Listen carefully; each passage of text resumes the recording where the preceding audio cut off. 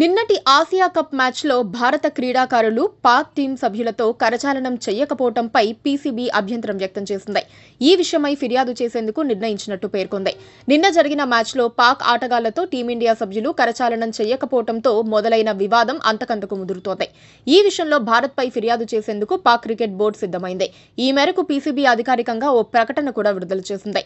నిన్న దుబాయ్ వేదికగా భారత్ పాక్ మ్యాచ్ జరిగిన విషయం తెలిసిందే. అయితే టాస్ మొదలు మ్యాచ్ ముగింపు వరకు టీమిండియా ప్లేయర్లు పాక్ ఆటగాళ్లను మాట వరుసకైనా పలకరించలేదు, కరచాలనం కూడా చేయలేదు. టాస్ సందర్భంలో సూర్యకుమార్ పాక్ కెప్టెన్ కరచాలనం చేసుకోలేదు.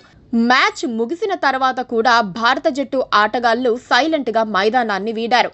జాతీయ మీడియా కథనాల ప్రకారం టాస్ సమయంలో షేక్ హ్యాండ్ కు సంబంధించి టీమిండియా ముందే తమ నిర్ణయాన్ని మ్యాచ్ రెఫరీ యాండీ పైక్రాఫ్ట్ ద్వారా పాక్ జట్టుకు చేరవేసిందట.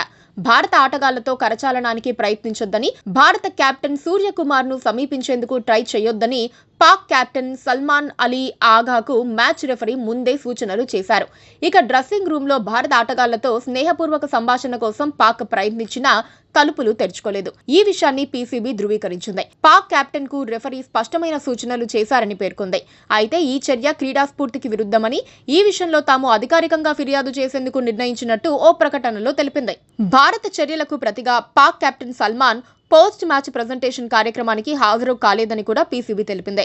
భారత్ తీరుకు నిరసనగానే పాక్ కెప్టెన్ ఈ నిర్ణయం తీసుకున్నారని వెల్లడించింది.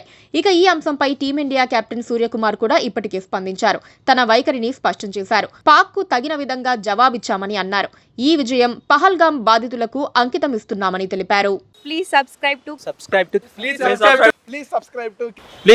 to KTV Telugu. KTV Telugu. KTV Telugu. KTV Telugu channel.